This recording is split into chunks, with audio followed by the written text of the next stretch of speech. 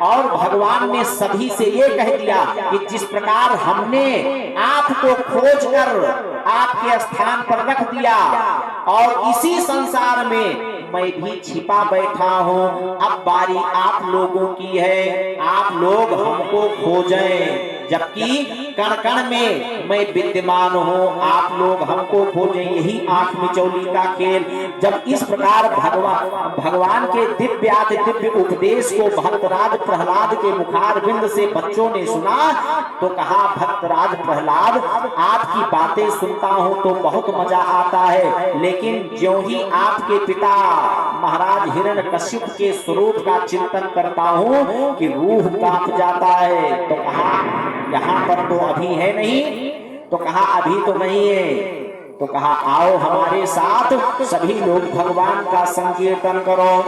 गोविंद मेरो है, गोपाल मेरो है, गोविंद मेरो है, गोपाल मेरो है, गोविंद मेरो है, गोपाल मेरो है, गोविंद मेरो है, गोपाल मेरो है, माते बिहारी कंदलाल मेरो है, माते बिहारी कंदलाल मेरो है, माते बिहारी कंदलाल मेरो है, माते बिहारी कंदलाल मेरो है, गोविंद मेरो है, गोपाल मेरो है, गोविंद मेरो है, गोपाल मेरो है।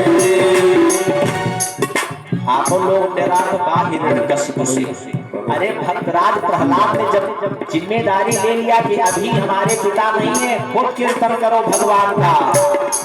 गोविंद मेरो है, गोपाल मेरो है, गोविंद मेरो है, गोपाल मेरो है, माते बिहारी कंदलाल मेरो है, माते बिहारी कंदलाल मेरो है, माते बिहारी कंदलाल मेरो है, माते बिहारी कंदलाल मेरो है, माते बिहारी कंदलाल मेरो है, माते बिहारी कंदलाल मेरो है, गोविंद मेरो है, गोपाल मेरो है, गोविंद मेरो है, गोपाल मेरो है, गोविंद मेरो है, गोपाल मेरो है, गोविंद मेरो है, गोपाल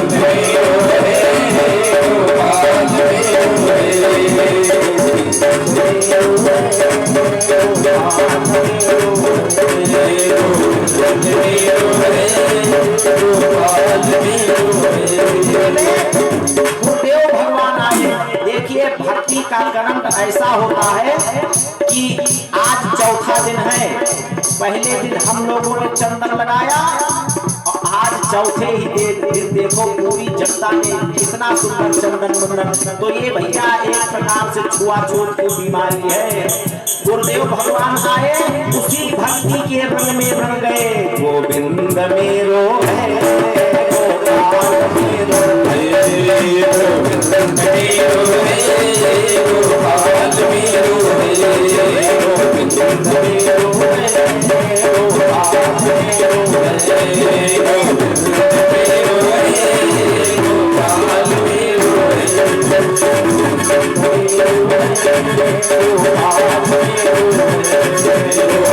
मेरो है, गोपाल मेरो इतने में हिरण्यकश्यप भी उसी आज संकीर्तन में संपस्थित हो गया। और जो संकीर्तन देखा भगवान गोविंद का, जो अट्टहास किया कि सारा संकीर्तन सन्नाटे में परिवर्तित हो गया। अब तो भैया विचार करने लगा हिरण्यकश्यप कि अभी तक तो एक था भक्तराज प्रहलाद भगवान की भक्ति का करने वाला, और इसी को इसके देखी देखा देखो आज कितने लोग इसलिए ये तो बड़ी भयानक बीमारी है, छुआछूत से बढ़ती ही जा रही है। तो जिस किसी मरीज का ये बीमारी ना दूर होने वाला हो, समय समय बढ़ने ही वाला हो, तो उसकी बीमारी को दूर करने का प्रयास छोड़ देना चाहिए, उस मरीज को ही ठिकाने लगा देना चाहिए। आज भक्त राज प्रहलाद को गिर से गिराया है प्रहलाद को प्रमादियों ने, लेकिन भगवान की ऐसी कृपा हुई कि गोद सी सजाली कृपानाथ निज बाहों की। तो गिर से गिराया, हाथी के नीचे डलवाया, नाना प्रकार के यत्न किए। इतने में होलिका बहन आई, कहा भैया ब्रह्मा जी का वरदान हमको मिला है कि आग हमको नहीं जला सकते। कहा तथास्तु, जाओ अति शीघ्र, शुभ काम में देर मत करो। आज सुंदर चिता लगाई गई, भक्तराज प्रहलाद को लेकर के चिता में बैठी, ज्यों ही आग लगाई कि भगवान नारायण के नाम उच्चारण करने के प्रभाव से होलिका तो धू धू करके जल गई, और भगवान नारायण की नाम लेने के प्रभाव से भक्तराज प्रहलाद के लिए वही अनल शीतलाई बन गया। गरल सुधारी करही मिताई, गरल सुधारी करही मिताई, गरल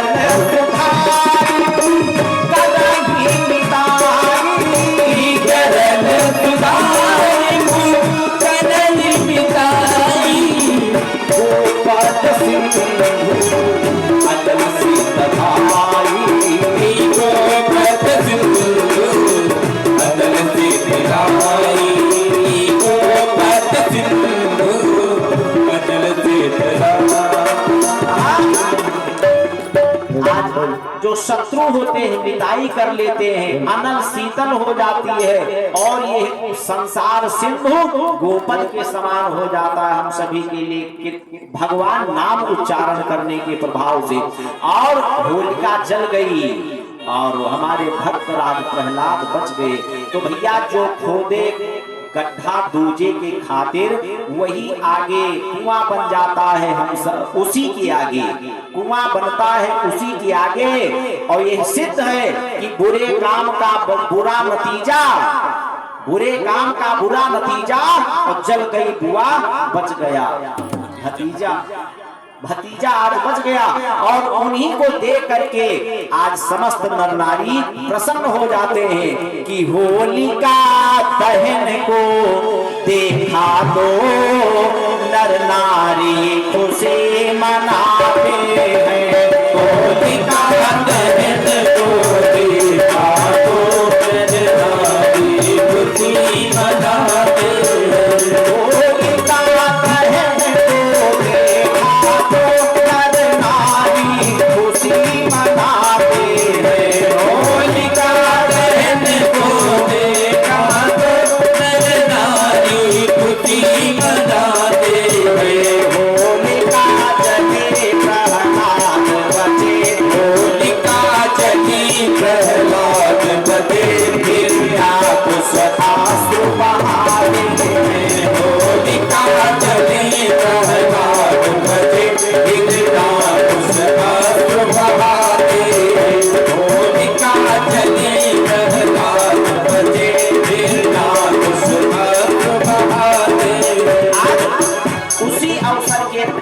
उसी के अवसर पर आज हम सभी होली का पावन पर्व मनाते हैं।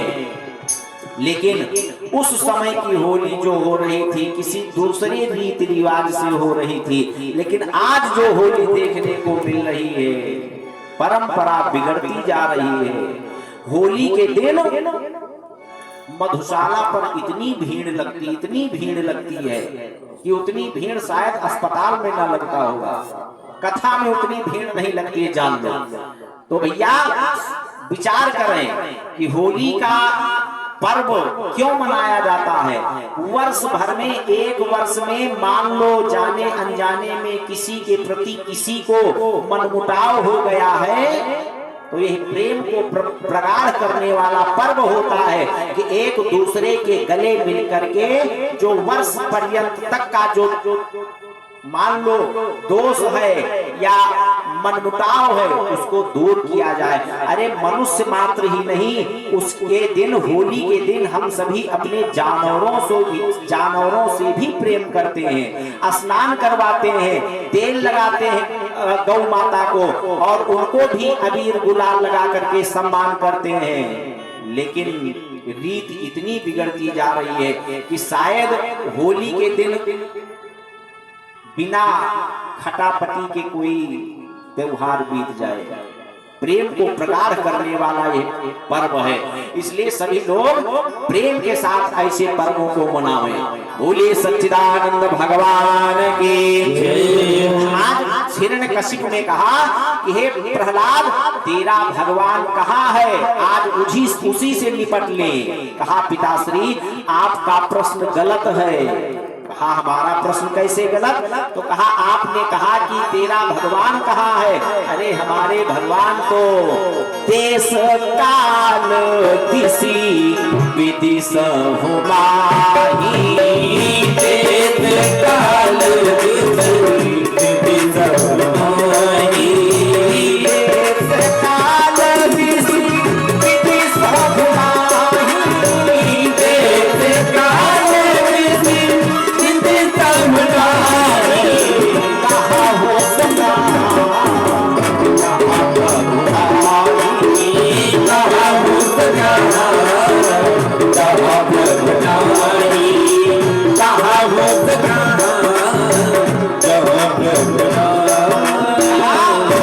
कोई स्थान ऐसा है ही नहीं जहां हमारा प्रभु ना हो। हरि ही सर्वत्र। तो कहा सर्वत्र तेरा हरि है तो हमको दिखाई क्यों नहीं पड़ रहा? तो कहा पिताश्री चश्मा लगा करके देखो तभी दिखाई देगा। अरे कहा मूर्ख, हमको चश्मा लगाने की आवश्यकता नहीं, 100 योजन तक तो मैं ऐसे देख सकता हूँ। कहा पिताश्री साधारण चश्मा नहीं, भक्ति का चश्मा लगा करके देखो तो हरि सर्वत्र दिखाई पड़ेगा। कहा होली भजन न तामस देहा, इस शरीर के द्वारा हमसे भजन नहीं हो पाएगा। तुझको विश्वास है क्या इस खंभे में है? आज भक्त राज प्रहलाद ने दृष्टि डाली तो कहा हाँ पिताश्री, इस खंभे में हमारा प्रभु हमको दिख रहा है। तो कहा अगर तुझको दिख रहा है, उठाया खड्ग और जो अट्टहास करते हुए खंभे पर प्रहार किया कि अपने भक्त राज प्रहलाद के बात को सत्य करने के लिए, सत्य रखने के लिए उसी खंभे से नृसिंह भगवान प्रकट हो जाते। बोले नृसिंह भगवान की जय।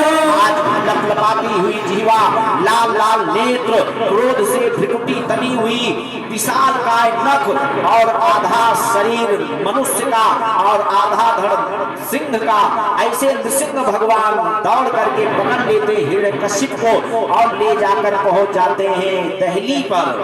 कहा विचार कर ले, ध्यान कर ले, तुझको जो ब्रह्मा से बड़े बड़े वरदान प्राप्त हुए थे। कहा प्रभु हमको वरदान में मिला था कि ना मैं दिन में मरूं ना रात्रि में मरूं। तो कहा देख ले, ना दिन है ना रात्रि है। कहा ना नर से मरूं ना पशु से मरूं।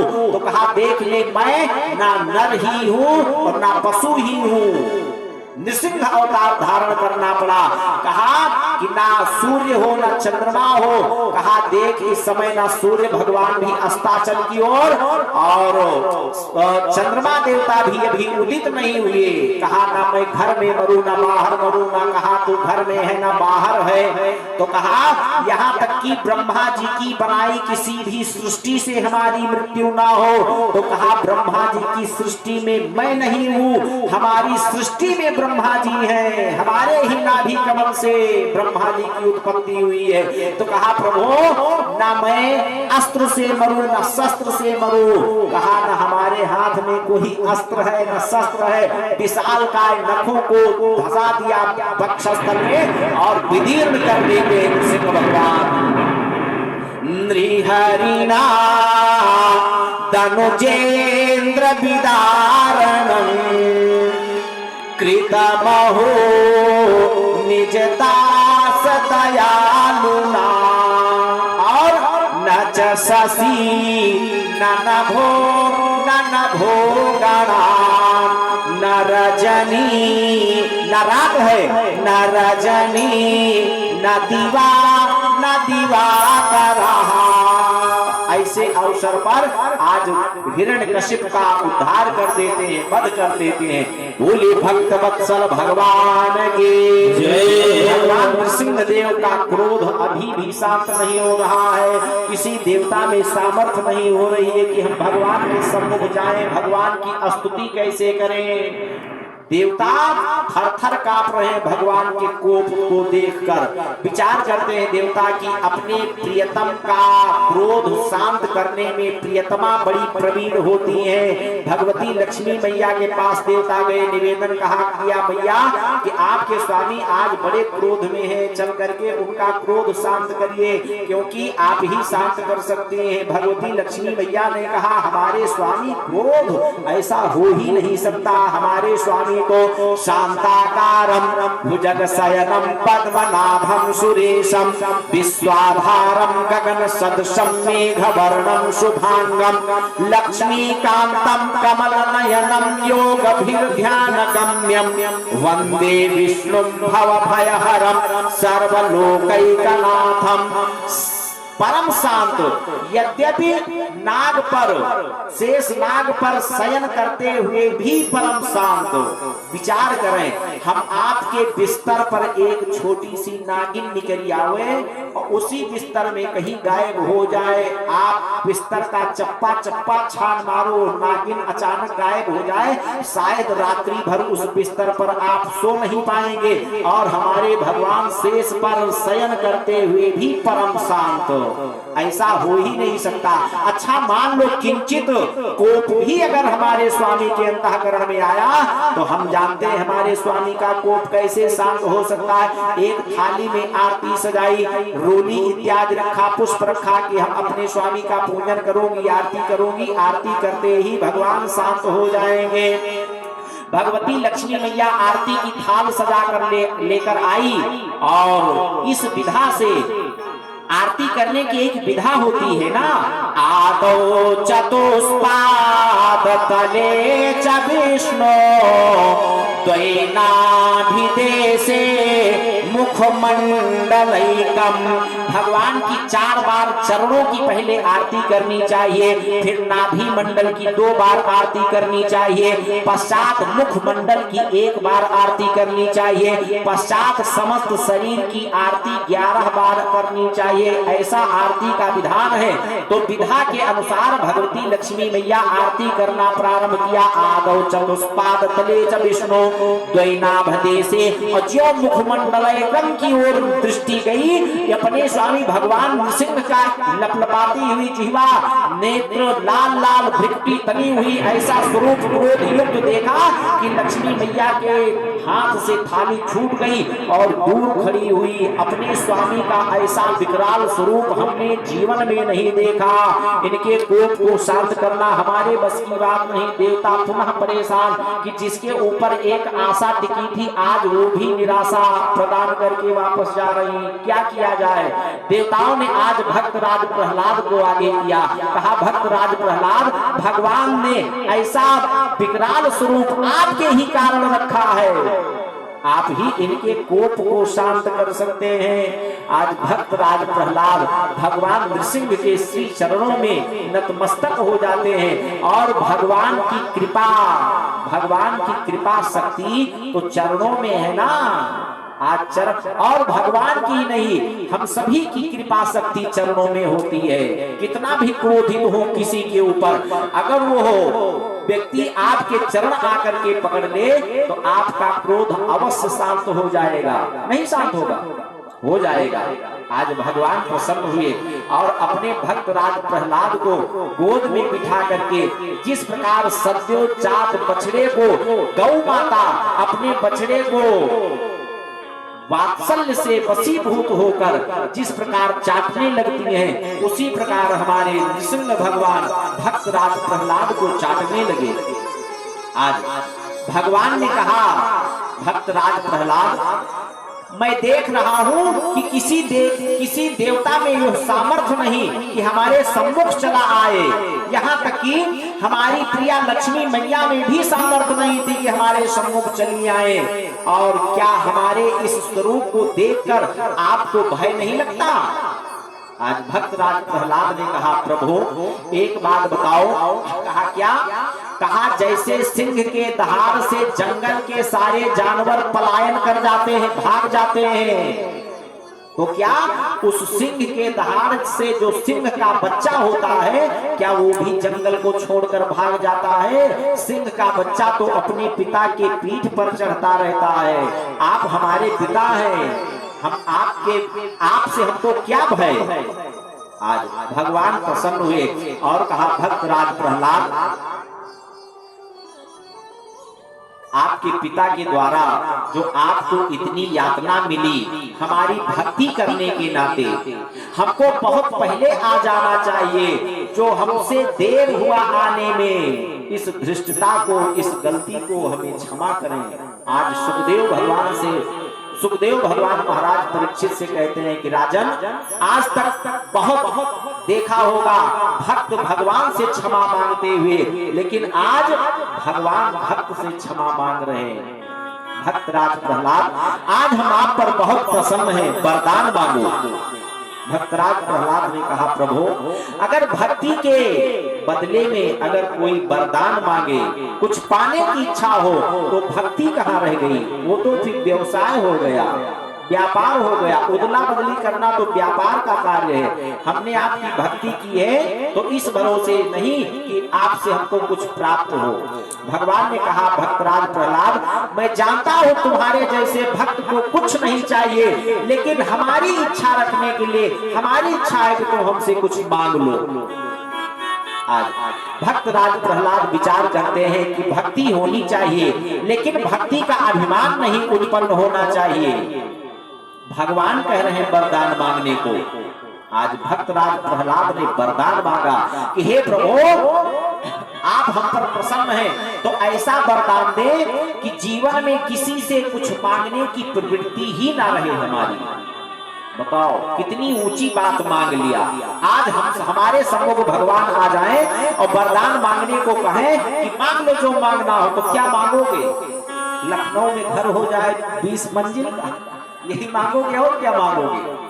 ये हो जाए वो हो जाए। और एक वरदान मांगने को है तो सबसे ऊंची बात जो होगा वही देखोगे, वही मांगोगे। लेकिन मांगने की परंपरा, मांगने की सीख भक्तराज प्रहलाद से लीजिए। कहा प्रभु जिंदगी में किसी से कुछ मांगने की प्रवृत्ति ही ना रहे हमारी, किसी के आगे कभी जीवन में कुछ मांगना ही ना पड़े, यह वरदान दो। अंत में भक्तराज प्रहलाद ने कहा प्रभु हमारे कहने से एक वरदान हमें दे दो। क्या? कहा हमारे पिता को अधोगति नहीं होनी चाहिए, सदगति हो जाए, उद्धार हो जाए। भक्तराज प्रहलाद तुम्हारे जैसे पुत्र जिसके यहाँ उत्पन्न हो जाए वो अपने पिता के लिए परेशान हो, अरे उसकी तो 21 पीढ़ियां तक तर जाती हैं। ये है भगवान की भक्ति का प्रभाव। बोले भक्तवत्सल भगवान की जय। इस प्रकार भगवान भक्तराज प्रहलाद के ऊपर कृपा करते हैं। बोले सच्चिदानंद भगवान की जय। श्री राम कृष्ण भगवान की जय। एक बार देवताओं ने समुद्र मंथन